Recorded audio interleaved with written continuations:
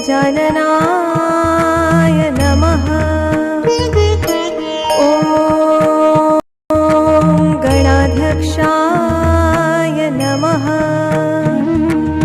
ॐ विघ्नराजाय नमः। ॐ विनायकाय नमः।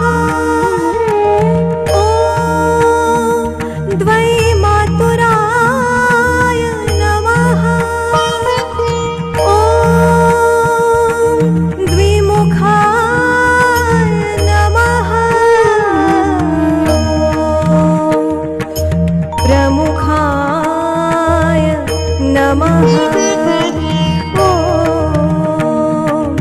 सुमुखाय नमः। ॐ कृतिने